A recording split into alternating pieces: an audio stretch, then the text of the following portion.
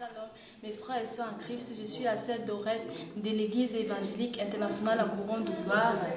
J'ose croire que vous allez bien par la grâce de Dieu. Nous sommes en direct sur notre chaîne de TV Gloire et aujourd'hui nous avons une invitée très particulière. Il s'agit de la pasteur Mado. Bienvenue pasteur Mado, comment allez-vous? Je vais bien par la grâce du Seigneur. Amen.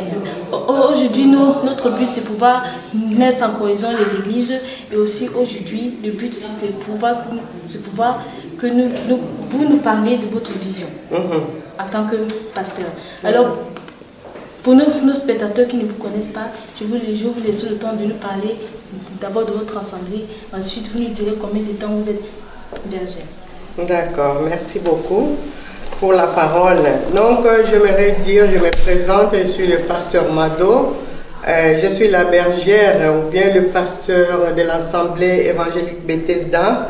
Et notre église se situe dans la ville du Ménil-le-Roi, dans les 78.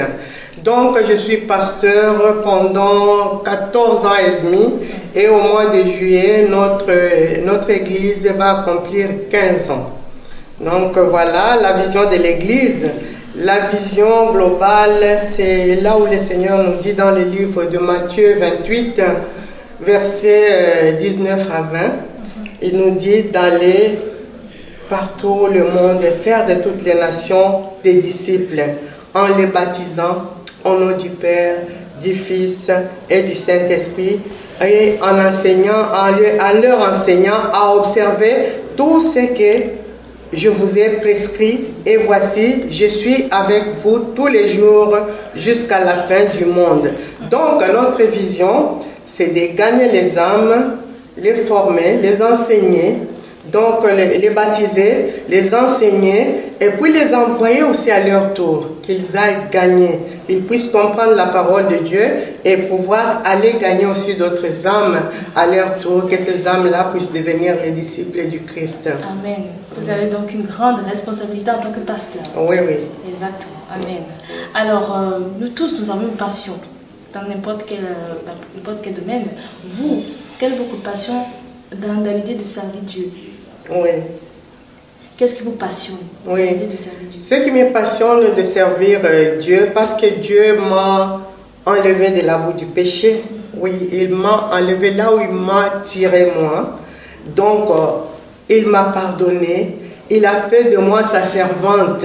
Donc, je ne suis pas restée parmi les enfants de Dieu comme ça. Il a fait de moi une pasteur pour pouvoir m'occuper de ses brebis.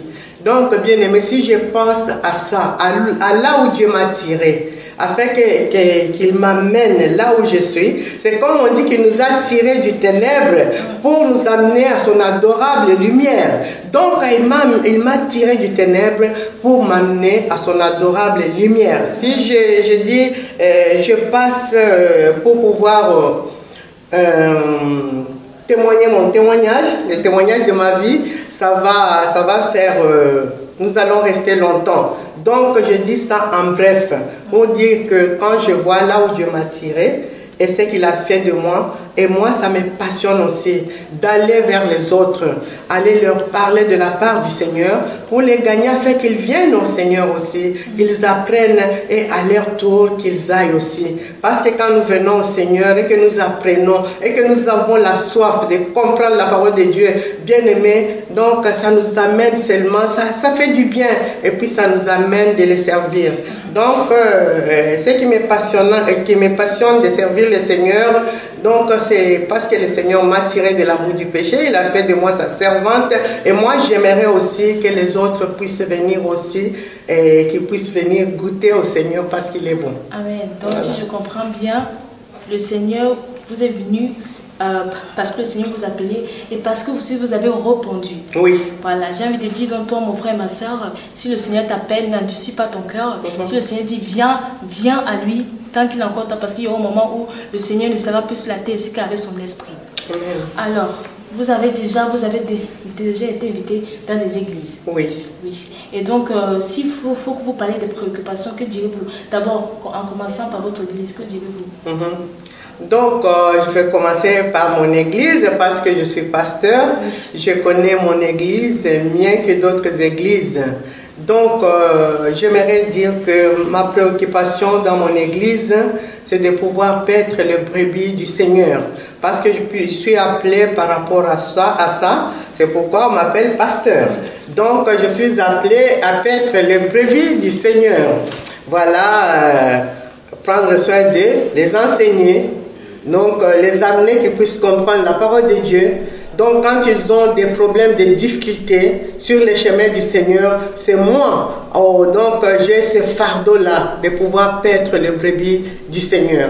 Et pour parler des autres églises, donc, j'aimerais dire ceci, dans l'église de Dieu, il y a des gens qui pensent que quand nous allons dans une église ou bien quand nous venons au Seigneur, nous allons trouver toutes les personnes qui sont venues au Seigneur, c'est déjà converti. Toutes ces personnes-là marchent réellement selon la volonté de Dieu, selon la parole de Dieu.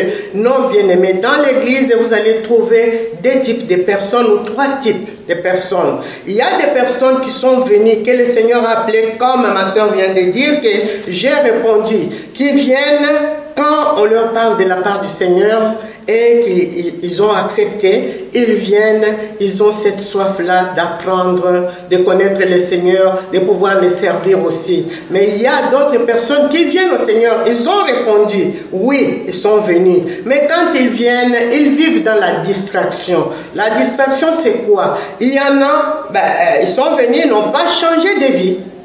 Donc, s'ils étaient des gens qui insultaient les gens facilement, ils continuent à insulter les gens.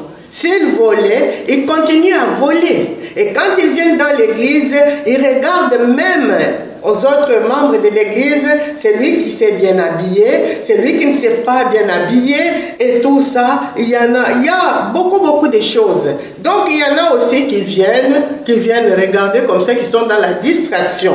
Donc, c'est notre travail petit à petit de les aider afin qu'ils parviennent à comprendre la parole de Dieu. Qu'est-ce qui se passe? Ça veut dire que cela, la parole de Dieu n'est pas encore assise en eux. C'est ce que nous trouvons aussi dans d'autres églises. Dans chaque église, il y a deux ou trois sortes de membres qui sont là. Donc, on pourra se dire qu'on a trouvé quelqu'un vers la porte là-bas qui a insulté quelqu'un, ou bien on a trouvé que les gens se sont fait ceci ou cela. Mais il y en a aussi qui sont venus, qui ont accepté Jésus comme Seigneur et Sauveur, qui ont besoin de connaître la parole de Dieu pour pouvoir mettre cela en pratique. Et je vais souligner une autre chose par rapport à nos églises d'aujourd'hui, par rapport aux femmes. Nous les femmes, des fois, notre habillement, l'habillement des femmes ne glorifie pas notre Seigneur. La Bible nous dit que la femme doit s'habiller décente. Et tu vas voir une femme qui s'habille en collant et avec quelque chose de court là, et elle vient à l'église. On ne peut pas lui dire que ma soeur, tu peux t'habiller bien, ma soeur, voilà, tu peux prendre un pagne et mettre. Il y en a qui se fâchent. Donc on trouve deux ou trois types de chrétiens dans l'église de Dieu. Donc, c'est ce que je peux dire. Mais ça, c'est notre travail, à nous les pasteurs, de pouvoir les aider afin qu'ils puissent marcher en conformité avec la parole de Dieu. Amen. Amen. Donc, toi, ma soeur, mon frère, tu viens à l'église, ce n'est pas pour ton frère ou ta soeur, tu viens d'abord pour toi, pour ton salut. Alors, ne sois pas distrait parce que ça, c'est le plan de l'ennemi pour pouvoir t'enlever sur le bon chemin auquel tu es déjà. Donc, je te dis, ma soeur, mon frère, reste focalisé sur Dieu, les yeux fixés que sur lui. C'est très important. Amen. Alors, vous avez une mission que Dieu vous a donnée. Amen. Comment le décrivez-vous, la mission? Donc, j'ai la mission que Dieu m'a donnée. Dieu m'a donné la mission, la première mission, comme je suis pasteur. Il m'a donné cette mission, comme j'avais dit tout à l'heure, la mission de pouvoir paître ses brebis. Et quand je parle de l'église Bethesda, Bethesda c'est en hébreu. Et quand nous parlons de Bethesda, Bethesda c'est la piscine. La piscine où il y avait 7 hommes qui étaient paralysés pendant 38 ans. il dormait à côté de la piscine parce que cette piscine-là, il y a l'ange de l'Éternel qui descendait là, il bougeait l'eau, il faisait quoi? Il agitait l'eau. Et la personne qui s'est jetée dans l'eau, la première, cette personne était guérie. Mais ce monsieur-là était là, il a été visité par Christ lui-même au bord de la piscine. Donc, il était guéri. Christ lui a dit que prends ton lit et marche. Il a pris son lit, il a marché, il est parti. Donc quand je parle de Bethesda, qui est l'église où je suis pasteur, donc dans l'église de Bethesda, il y a l'eau. Et cette eau-là symbolise la parole de Dieu. Donc quand nous venons, nous devons boire l'eau de vie qui va apporter la vie dans notre vie. Et nous devons recevoir aussi le Saint-Esprit qui va nous aider à pouvoir marcher, qui va nous amener dans la vérité, comme nous dit la parole de Dieu, qui va nous convaincre du péché. Et Bethesda veut dire aussi la maison de miséricorde. Donc dans la mission que Dieu nous a confiée, nous sommes en train de prendre soin des orphelins et des veuves. Nous prenons soin même des hommes, des femmes qui sont dans la souffrance. Avec les moyens que Dieu nous a donnés, nous pouvons leur subvenir à leurs besoins. Comme dans cette église, des fois il y a le supermarché U qui nous donne des châteaux, qui nous donne des vivres. Mais il y a des gens qui ont des difficultés, qui viennent ici chercher leurs vivres aussi. Mais cela, ça fait partie aussi de notre mission. De votre mission, d'accord. Voilà. Alors, de nos jours, quand on dit que la pasteur c'est une femme, les gens disent que oui, mais la femme ne doit pas prêcher. Que répondez-vous à cela? Donc moi, ce que j'aimerais dire, moi, on m'a déjà combattu avec cette parole pour me dire que la femme ne peut pas prêcher. Donc ce que moi je vais dire aux personnes, je dis que quand les disciples de Jésus et les femmes étaient enfermées dans la chambre haute, quand le Saint-Esprit est arrivé, le Saint-Esprit n'a pas choisi que celui-là est un homme, celui-là est une femme, celle-là est une femme. Non, le Saint-Esprit est descendu sur tout le monde. Et tout le monde a commencé à parler en langue. Donc, en nous avons des dons. Les dons que nous avons en nous sont innés. Et quand nous avons le Saint-Esprit réveille les dons qui sont en nous. Maintenant, quand le Saint-Esprit veut travailler avec moi, en tant que pasteur, moi je n'ai pas à m'y opposer. La Bible nous dit que l'obéissance vaut mieux que les sacrifices. Donc, moi, j'ai obéi au Saint-Esprit qui m'a invité à apporter la parole de Dieu. Ça ne vient même pas de moi-même. Pour moi, je peux parler un tout petit peu. Quand je suis venu au Seigneur, à ce moment-là, je marchais un pied dedans, un pied dehors. Et quand le Seigneur m'a visité, je me suis vu moi-même en songe, entrer avec ma Bible sur une grande route, en train d'apporter la parole de Dieu. Moi, je me réveille comme ça, je me dis, mais quoi? Moi, apporter la parole de Dieu?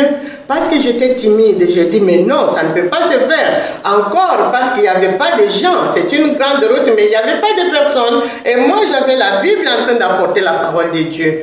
Et je suis devenu pasteur comment? Moi, j'ai été envoyé par un homme de Dieu. D'abord, c'est mon mari qui est là, il est pasteur aussi. Donc, moi et mon mari, nous sommes un couple pastoral. Mon mari a vu cela. Dieu lui a visité pour lui montrer que moi, j'étais devant une église. J'avais levé mes mains comme ça, il y avait une église derrière mon dos. Et quand il s'est réveillé le matin, il me dit, mais tu sais ce que j'ai vu aujourd'hui? Dieu m'a montré que toi, tu étais devant l'église, et puis l'église était derrière toi, et tu avais levé tes mains comme ça. Moi, je dis, mais arrête avec des histoires. Et vous savez comment je suis devenu pasteur? Moi, j'ai été envoyé par l'homme de Dieu avec qui j'ai travaillé.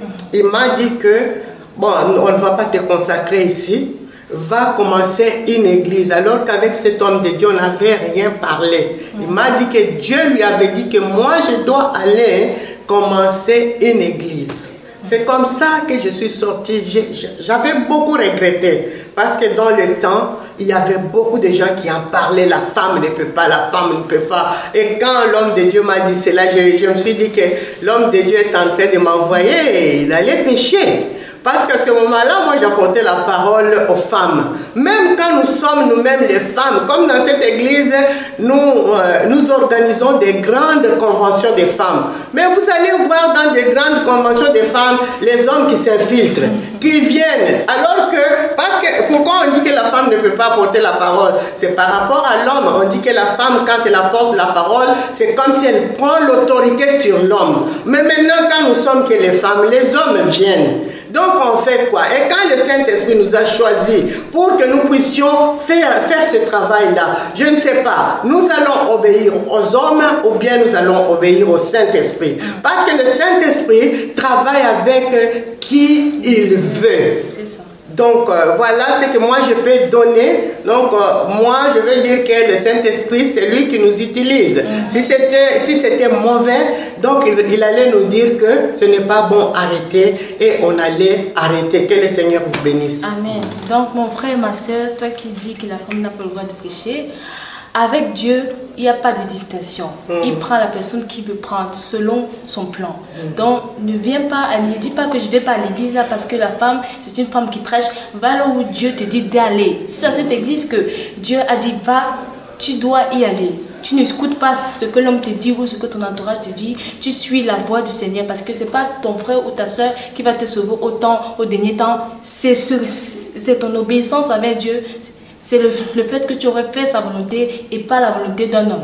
Donc mon frère, ma soeur, ne regarde pas si une femme ou c'est un homme. Regarde ce que cet homme ou cette femme va prêcher. Parce que ce n'est pas elle qui prêche, mais c'est le Saint-Esprit. Elle est inspirée par le Saint-Esprit pour toi en fait. Pour te donner une parole qui va t'aider, qui va t'encourager.